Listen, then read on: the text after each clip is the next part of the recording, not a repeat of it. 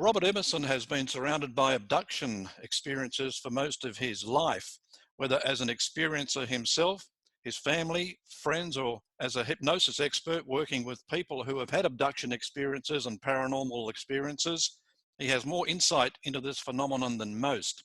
In fact, he grew up in a small town called Middleton in Massachusetts, a hotbed for abduction experiences, and he joins us now. Hello, Robert. How you doing? I'm pretty good. All right. Well, let's talk firstly about your former hometown of Middleton. I took a quick look when you said it was in Massachusetts to see where it was in relation to the Bridgewater Triangle area, which is actually south of Middleton, but it's an area that's a real hotbed for paranormal and UFO type events, but Middleton is just outside that area. So tell us a bit about the early days of Middleton.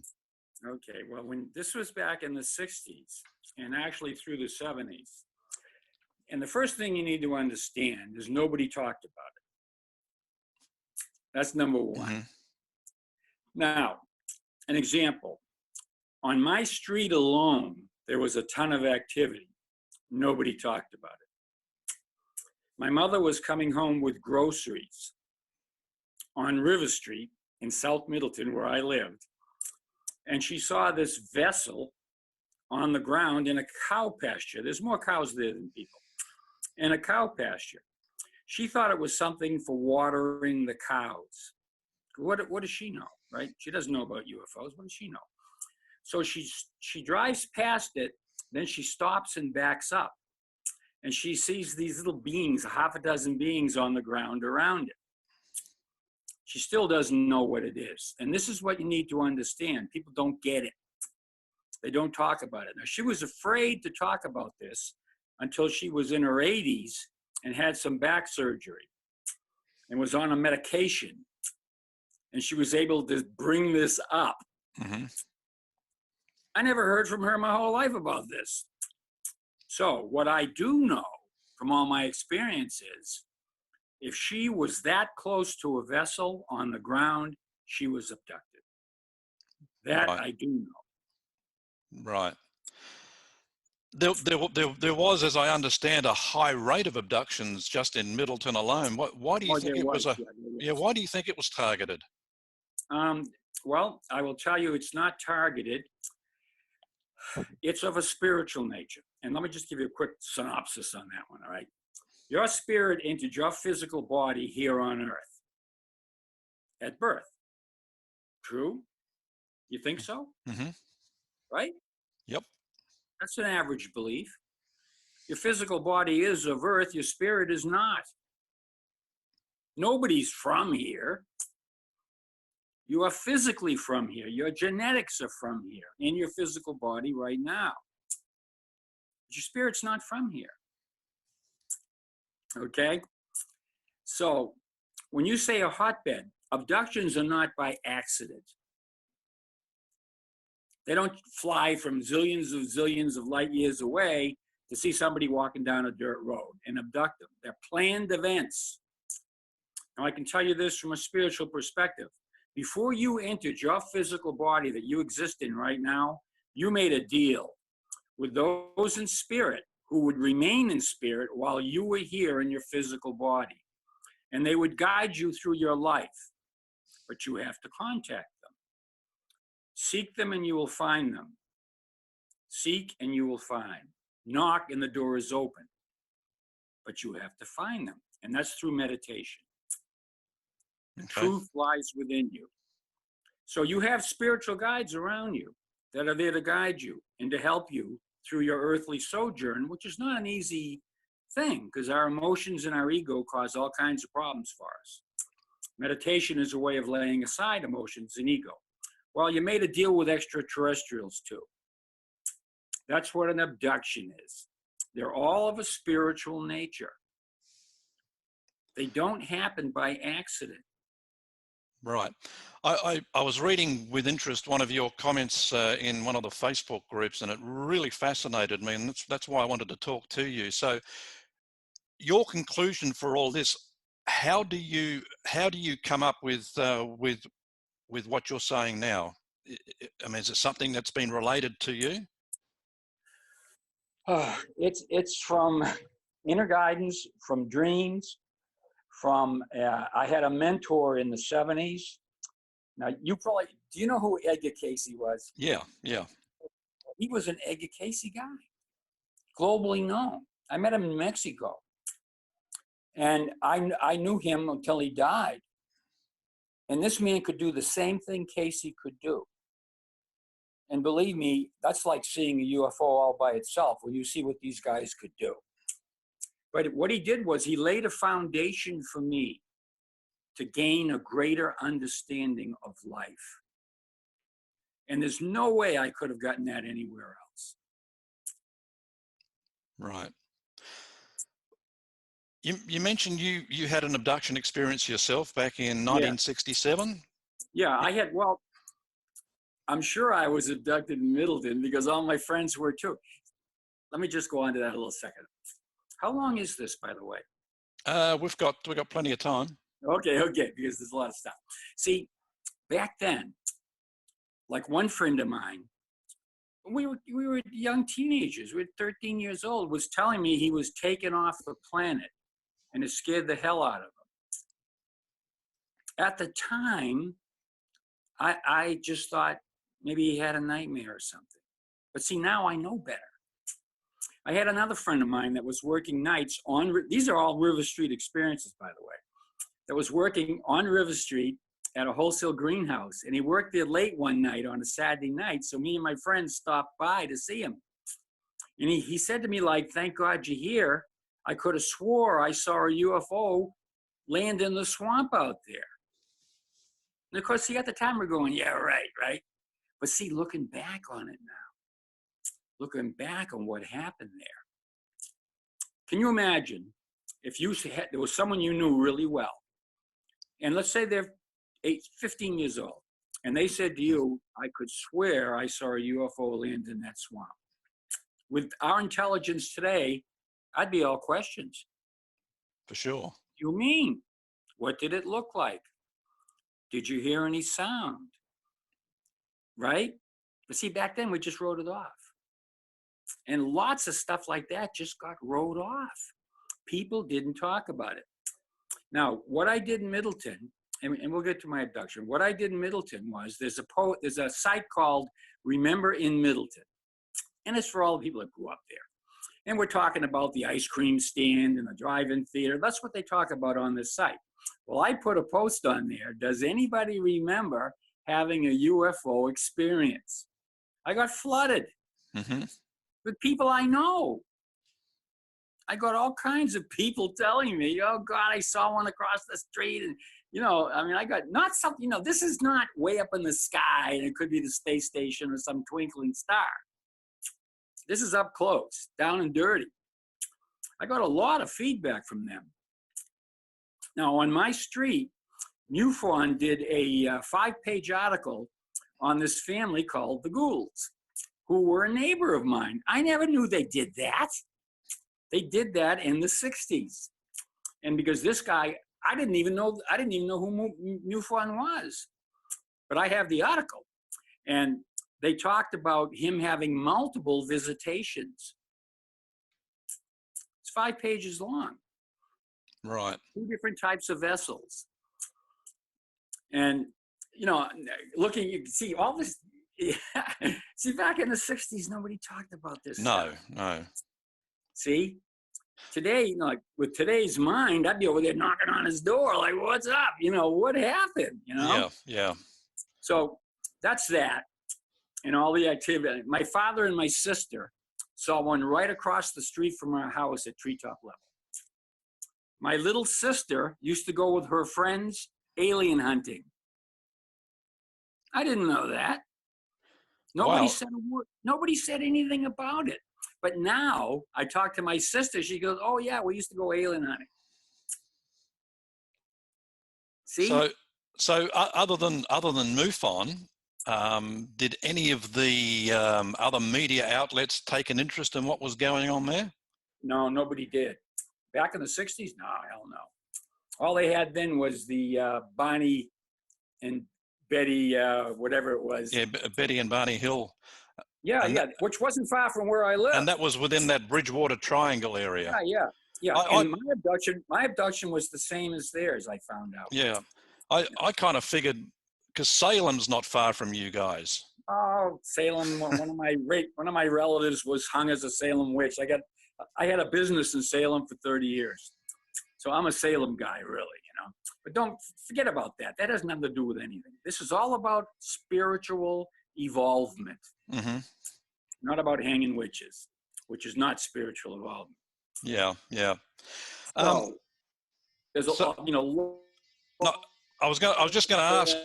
I just want to ask, Robert. On my street alone. Yep.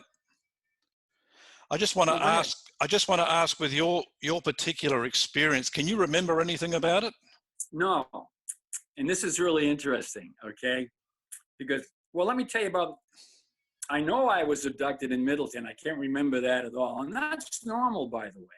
You know, as a hypnotist, I owned a factory in my life. Hypnosis was something I did on the side, but I was so busy with it. I did it for nothing. It was free. I still do it over the phone with people all over the world now that call me about abduction things, and I put them over the phone, and we revisit it. I've been doing this a long time. But most people that came to me as a hypnotist, and I had a reputation for working with people who had abduction experiences or paranormal events. They came to me with a paranormal event. They were driving home the same way they always drive home, and it took them an hour and a half later to get there, and there was no traffic.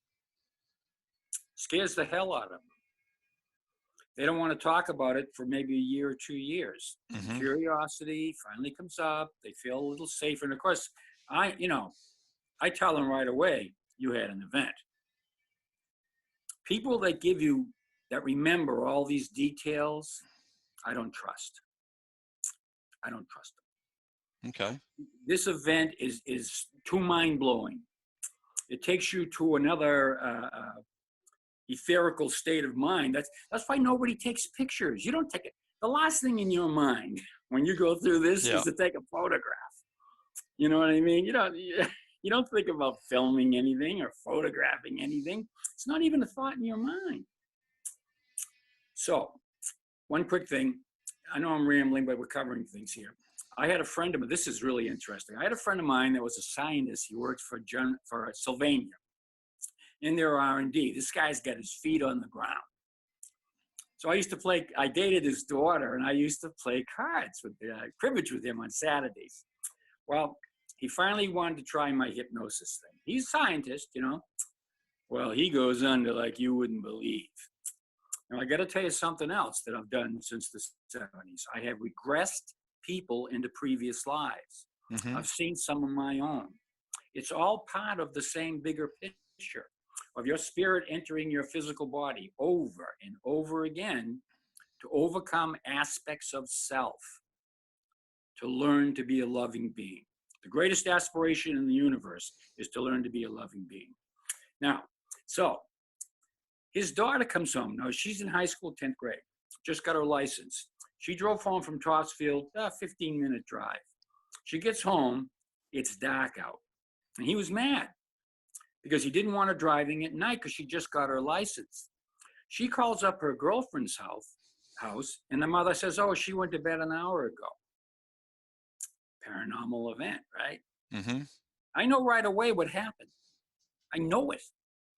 So I put her under, although this was like a year or so later. See, people are a little leery of all this.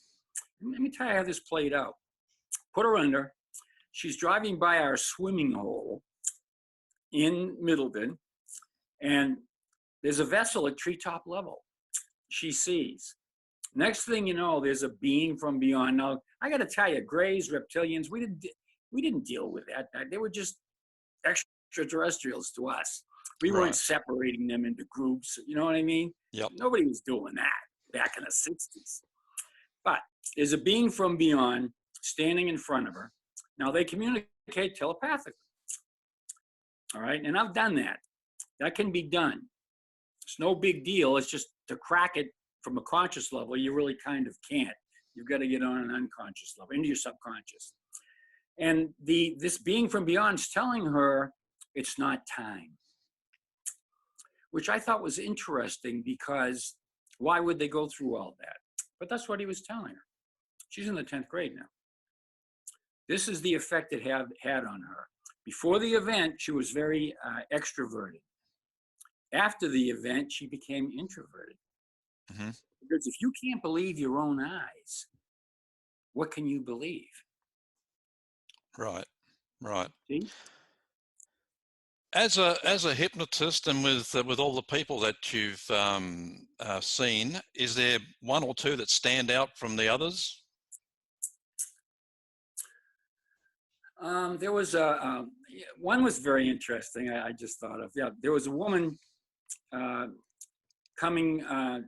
There's a highway called Route 128 in that area, and her and a girlfriend of hers, and they're in their 40s. Were coming back from some little convention thing that they go to every year, and normally it takes them, however much time it is, and they get to stop at this place in Danvers, the next town to Middleton. Mm-hmm. And have a cupcake and some coffee and stuff like that. Well, they get there, the place is closed. Paranormal event again. I already know what's going to happen. I already know. They don't remember anything. Driving the same road every year, the same way. They get to the place, it's closed. It's midnight. They always arrive around 10:30. So I hypnotized them both separately because I wanted to see, if the stories jived. So they're driving on 128, talking to each other's. The passenger of the car turns and sees this alien being sitting in the back seat of the car and screams. Wow. Huh. Isn't that something? Mm-hmm. See, they can do anything. People think, well, they're going to threaten the world. If they wanted the world, they just take it. They can hypnotize the world. And believe me, hypnosis works. Right. Quickly on that. People say, well, you can't make someone do something they wouldn't do. What if I hypnotize you and I tell you there's a rope over there in the corner? I want you to go pick it up. You'd pick up a rope, right? It's not a rope. It's a viper snake. You see a rope. You pick it up. Mm-hmm. Understand hypnosis? You see what I want you to see. So in any case, the woman driving the car, and you got to be careful because you don't want to lead anybody. I'm just asking them what happened next. They're driving in the car. I say to her, what happened next? What happens next? Well, we were talking about this. What happens next? So then I worked with the driver, and I asked her, what happens next? She said, my girlfriend screamed, and I looked in the back seat, and I screamed. So they were pulled over. They were abducted, taken on board a vessel. I have a better understanding now that it's more of a spiritual thing. It's not all this probing, and, people come out with these stories about all these crazy things that they're doing. There's just so many crazy stories out there. It's just amazing. So at the time, even I don't have a really full, I was doing previous life regressions, and I came across hypnosis, people with abduction experiences. I was teaching people to meditate and contact their spiritual guides, which I do. So they now have intercommunication and guidance in their life. Mm-hmm. In a sense, you're following your gut, but you're actually talking to your higher self and getting information. You can call it your higher self, your spiritual guides, your guardian angels, call it what you want. The truth lies within you and the guidance is there. So let me get back now to, because I've had so many, I was working with a woman the other day from I forget somewhere in the country, because people call me, I do it over the phone. She remembered an incident at 5 years old. She was at her grandmother's house, and she saw this. She didn't know it was a vessel. She didn't know what. 5 years old. Mm-hmm. What does she know? Saw this thing in the air, but knew something was wrong. The childhood little intuition is something's wrong with this one. This ain't right. But didn't think much more of that about it. And I had met her online. I said, well, call me on the phone, we'll talk. I put her under, she was abducted at that time. The whole thing was a spiritual event for her. She was abducted 2 or 3 more times. She didn't remember. Once when she was in college. She has been abducted in her previous lives, because now I showed her how to get into her previous lives. She's doing it on her. See, when I teach somebody something, they can do it on their own, so they don't need me. I don't need people hanging all over me, you know. So see, this goes back into previous lives. You've got to get the bigger picture of what's going on. Well, I just want to ask you there, like you say that they're not taken aboard and they're not probed, and so what happens when they get aboard? Well, no, they're taken on board, but from what I've seen, there might be some things that they do. I think in some cases they actually heal something that's wrong with them. They're not a negative influence. It's a positive thing. Guidance, help. Most people that I've worked with, almost all of them, there's no fear. Even, well, the 2 in the car were kind of freaked out, but afterwards there was no fear. There's no fear. I'll give an example. A woman that I worked with from Seattle, public figure, can't tell anybody anything. Her father was being abducted. Her father would actually bring her to them when she was very, very young. And they were with her for a number of years. And they told her all about her life, where she was going to be going, and very helpful. And she said, everything they told me came true. She's a CEO of her own company. She's an author. She became all these different things, but she can't talk about this stuff. I've talked with physicists from Oxford, from MIT. They can't talk about this stuff. They're tenured, but they believe in it. Not all, but I'll tell you, on the higher levels, they do. They understand how their vessels operate using gravity. You know, gravity's throughout the universe. Even we use gravity. We'll slingshot a satellite around a planet, speed it up. Mm-hmm. Things they use gravity in a different way. Yeah. But it's interesting that talking to someone over there at Oxford and talking to somebody here, they had the same ideas about using gravity, and that's how they operate, and that's why they don't make a sound, and they just sit there in the air like a bubble. So let me talk about my abduction experience, okay? Okay. We can get back on the ground a little, because I tend to wander here and there, but it's all good stuff. You know, it's all things that I've experienced. This is not stuff I read in a book. It's not something I saw in some movie. It's not some video that I saw. I only talk about things that I have experienced. So in Vermont, this is kind of interesting, because I'm up there with a friend of mine who I've known since I was 5 years old, forever. We were really tight friends. And we're west of Montpelier, Vermont, driving in the car. We're going up a hill. And we get to the top of the hill, and there's a light that is so bright there, I couldn't see the road.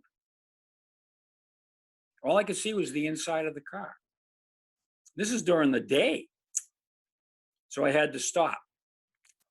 And the next thing I remember is I'm looking over at him, and he's talking to someone, but I can't see. He's a passenger now. If we were pulled over, they'd be talking to the driver. And he's talking to somebody, but I can't see who it is. And I asked him, what are you guys talking about? And then the next thing we remembered is we're driving down the other side of the hill, 5 minutes away, and it's an hour and a half later. We look at each other and say, what was that? Because, we're old buddies, What was that? So we drive back to the top of the hill. There's nothing there. But we lost an hour to an hour and a half of time. What I was going to do this month is, I know a hypnotist that's really good at what she does. She hypnotizes women when they go in a hospital to give childbirth with no pain. Then there's no recovery. She's good. And she's open. She's done previous life regressions, so she's open. I was going to make a video, film it, and record it. I'm still going to do that, but this virus came up. This month I was going to do it. I'm finally ready to do it. Of that whole experience. And I mean second by second, because I'm a hypnotist. highly detailed for that whole missing time. Are we going to get to see it? Yeah, I'll be posting it on Facebook. What do I care? You know what I mean? Okay. Look, I don't make money off this stuff. I've been doing it for nothing for 40 years. I'm trying to help people. This is going to be a visual teaching tool.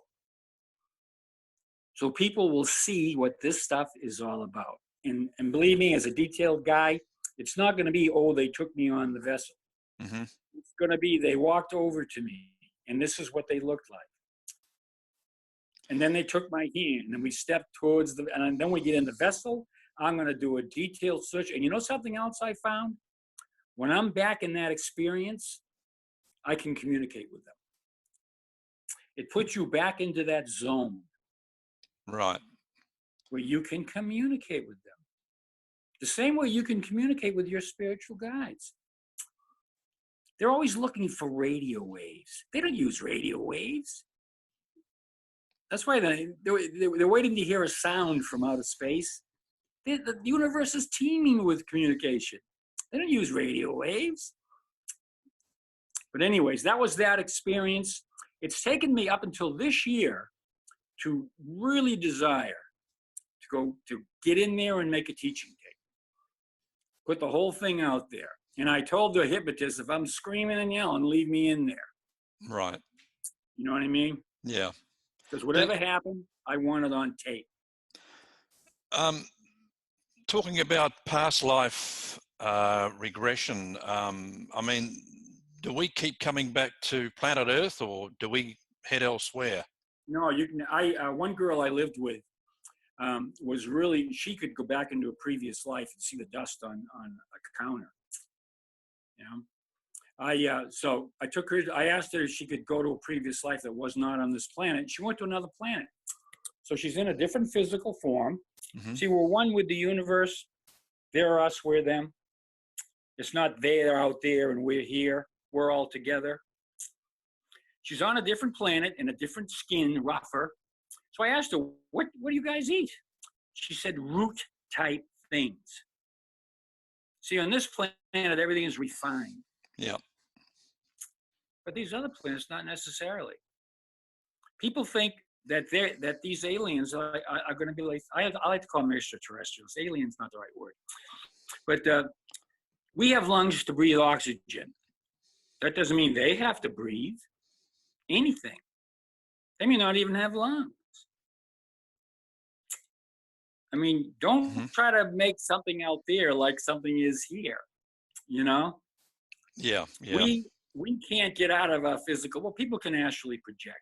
And in fact, I got to tell you something. I met a guy, I'm going to be getting together with him. He's going to be able to do KC readings. Wow. It's going to be a mind job. Because, see, I know about all this stuff. I grew up with a guy like that. And you need to have the ability to clear the mind. I mean, completely clear the mind. Yeah. If you can do that, and there's not many people that can do that, I'm going to hook them up. And when I get that going, I'll put him on here in trance, and you can ask questions. He's going to blow your mind. But that's another thing. Yeah. In your role as a hypnotist, is it more beneficial to have had an abduction experience yourself than not to have had one? Absolutely. You know why? In what way? You know the questions to ask. Right. And that's wisdom, my friend. Yeah. Yeah, if you haven't been abducted, you're going to be asking stupid questions. You're probably going to be leading them on. Well, what kind of vessel did they have? Well, who brought that vessel? Unless they did. You are. Yeah, even when I do a previous life regression, I take somebody back to the entrance of their home. Mm-hmm. They live in a cave. Not going to be a door. Yeah. You're going to be very careful not to lead someone. Now, I'll tell you about some of my previous life things that happened to me. One of them was because a friend of mine lost his business, and there was a bar we used to hang around, and I was in my 20s. He was gone for 6 months. He came back and was talking about guides and previous lives and all that stuff, and I didn't care, but I bought him lunch and dinner. Well, I called him on the phone. I said, look, next day, I should have listened to you. I'll come down, Tell me what you learned. I went there. He regressed me into a previous life. I was on a sailing ship out of New Orleans, slave dealing. We were pulling into New Guinea. At that time, I had no idea where New Guinea was. I don't know where New Guinea is, you know. I had to look that up. And we landed. I was on the front of the ship, the bow of the ship, and big thing with sails and all, you know. We get to New Guinea, all dirt roads. Now, you can't think of this quick enough. There's no telephone poles. There's no planes. There's no cars. Dirt roads. There's so much you'd have to, you know, when they make a movie that's a period movie, they spend months building those sets. So everything in that movie is of that time. But when you go into a previous life, it happens instantaneously. You walk through the door of your home, there can't be anything in there that's that's after 1700s. Nothing. It has to be there instantly. So I go to New Guinea, and I saw this granite structure. Must have been part of a church, and on top of it, there was like colored glass. You know, the colored glass. Yeah. No, that's got to still be there. Well, I saw a woman, and all I saw was her back, and she had red hair. And I came out of that experience with a pain of loss in my stomach for 3 days. Wow. So I knew it was real. Another one I had, this is cute. I was sleeping, and a voice came in my head. Didn't wake me up, but I could hear. And it said, "We are now taking you into a previous life." Can you imagine the stuff that's been around me in my life? Next thing I know, I'm sitting on this stone throne thing. No pillows, stone. Not that comfortable, you know. And I'm black as charcoal, man. And I've got this gold jewelry on my arms, and Jesus Christ, it's all over me, man. And I was fit, you know. And I got this girl next to me, and a smaller one, and she's charcoal black, gorgeous, with gold all in. You know, black people look fabulous in gold, right? They really showcase it. And she's got gold all over her. And I leaned over to her and I said, "What a pain in the ass the white people were." That's all I remember. Wow. I since found out the Nubians, Nubia was Upper Egypt. I know a lot about Egypt. Yeah. Nubia was Upper Egypt. It merged with Lower Egypt. And Nubia, a lot of political figures and pharaohs came out of Nubia. I was not a pharaoh, all right? I'm not trying to be Cleopatra here, but I was an advisor. That's what I was. Now, the girl that I lived with went back to that same lifetime, and she said, "You're here, and you're black." See, it all connects. Now, I don't know why they wanted to show me that lifetime, but I'm going to find out, because there's something there. Why did they show me that one and not other ones? So there seems to be the common theme now, and I've spoken with other people we've had on this program, and you mentioned earlier, love just seems to be the common theme. So is that what life is all about? Yeah, hands down, absolutely, in every way. And don't think it's an easy trick, because it's not. If you're here in the physical, you got to clean your act up. Me, you, everybody. I'm no better than you. Maybe I've had some weird experiences. That doesn't mean I'm a better person. We're all working on it. Everybody's on the same path. It's a different path, like all roads lead to Rome. Your spirit chooses to enter your physical body here. You are a spiritual being. That's what you are. Your physical body dies easily. What's the one thing everybody's looking for? They're looking for love. What's the last thing someone says when they're dying? "I love you."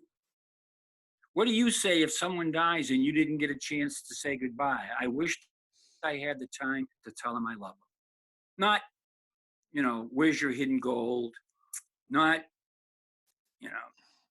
So what's the so at the end of it all, then, are you assessed on how you performed during your life here on Earth? Or, I mean, we hear about, I mean, the Christians talk about confronting God at the end of life and answering to Him. And I mean, are we talking about the same thing?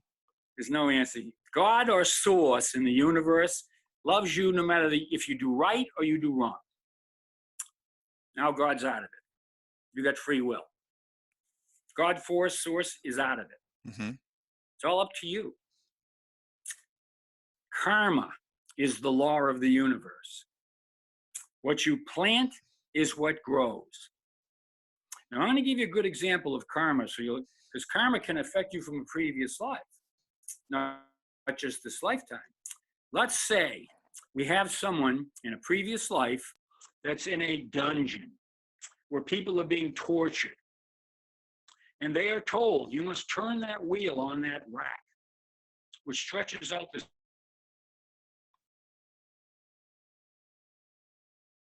wheel.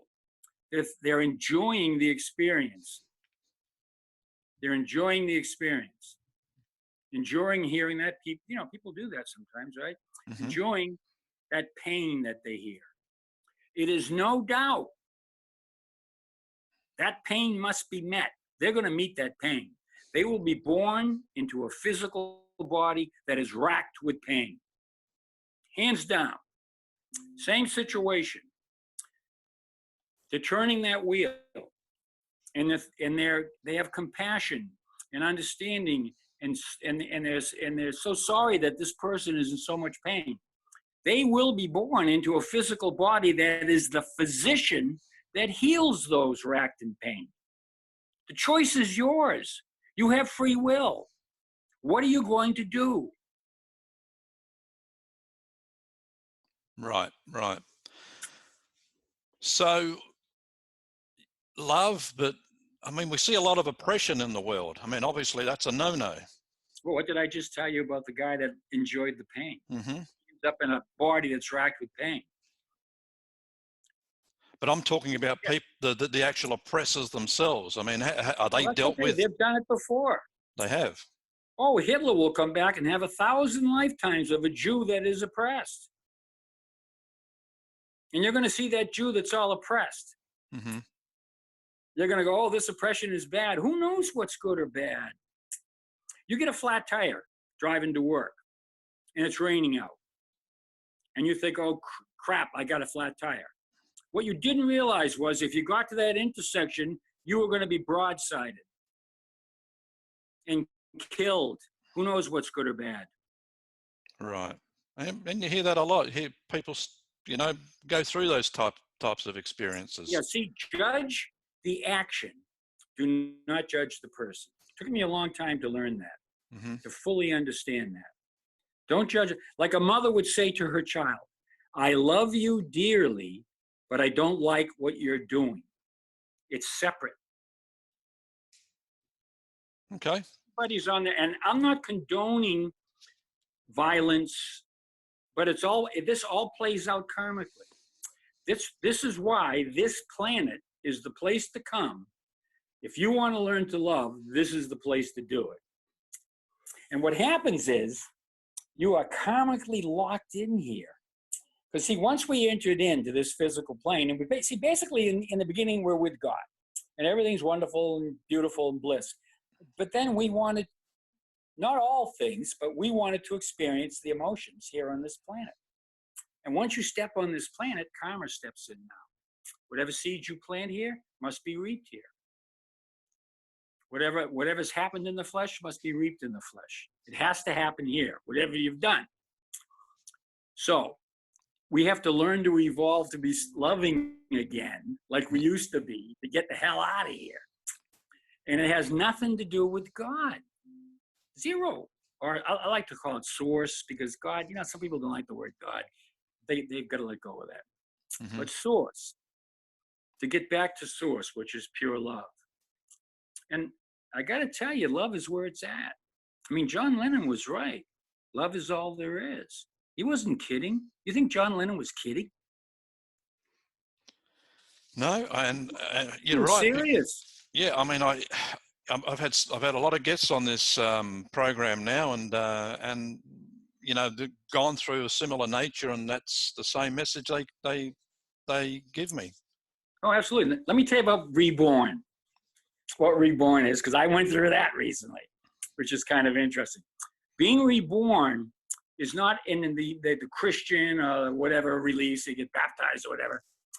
You are reborn when everything you believe in, everything you've learned in your life, you realize is true. When you realize I really am a spiritual being in this physical body, which is temporary. My spirit is who I am. I'm temporarily here. When you realize it's absolutely true, not something you learned, not someone that taught you, not something you read, not some video you saw. When you, in your heart, believe that God exists, this source thing is real, and it's all about love and learning to love. That's reborn. You've taken yourself to a higher level. Doesn't mean that I don't have to learn more. I certainly do. Don't let anybody fool you that they're more evolved than someone else. That's crap. If you're here in the physical, you got to work it out. Mm-hmm. It's just that while I'm working my stuff out, I like to share what I've learned. But my job here is not to be on your program. It's not my job. My job is me. See, it's easy, and a teacher always teaches what they need to learn. And boy, do I understand that now. What they need to learn, because that's what's important to them. Now, do you understand projection? Mm-hmm. What is your definition of projection? You talking like astral projection? No, that's just leaving your body. Anybody can do that. A lot of people do it in their dreams. This friend that can clear his mind can leave his body at will. You're not going to believe what that's going to turn into. But no, projection is simply this. And it's a real hard one to get, and it's very, very, very important. It's kind of like the base of all understanding here. Those strengths that you admire in other people are strengths you have, or you'd never see them. They simply wouldn't be there. Mm-hmm. If you buy a new car, you'll start seeing that new car everywhere. If a girl gets pregnant, she'll start seeing pregnant girls all over the place. It wasn't that they were never there. It wasn't part of who she was. Once it becomes part of you, you see it. So if you see somebody that has certain strengths, you have those same strengths to the degree that you admire them. And then you have to write down your definition of that strength. Because if I said to you, what's your definition of patience? It would certainly be different than my definition of patience. Mm-hmm. Your definition of it is how you do it. Now, on the other side of that little coin, those things that you dislike in other people are your weaknesses. And you have them to the degree that you dislike them. And how you do them is you got to write down that weakness and then write down your definition of that weakness. I could have 20 people in a room. There's going to be 20 different definitions. That's how you do it. And that's how everybody's definition is how they practice it. Right. This is heavy stuff, man. I'm just trying to wrap my mind around all this. But it's fascinating to talk about, and I'm sure the audience. You need to have all these perspectives to understand what's going on. You have to understand karma and how it plays out. Your thoughts are real. Every thought is a seed that you're planting. And that seed is going to grow out of that ground, and you're going to have to deal with it. You want to deal with a seed of anger or love? Well, love, obviously. Then start thinking loving thoughts all the time. And when you don't have a thought in your mind that's loving, drop it. Okay, good bit of You're all set. Good piece of advice, because we've just about out of time, Robert. But as I said, great discussion. I'm sure it'll get a lot of tongues wagging, and all I hope is that it helps somebody. That's all I care about. Yeah. You know, like I said, I don't charge money. I'm not in this to make money. I'm evolving, and I have to work on myself. I study my dreams. Dreams is another whole thing we could talk about. I can interpret them. I know all about them, and I'm busy interpreting my dreams to get myself straightened out. None of us are perfect. Yep. We're all in this together. Certainly are. Robert, thanks very much for your time. It's All been a right. pleasure.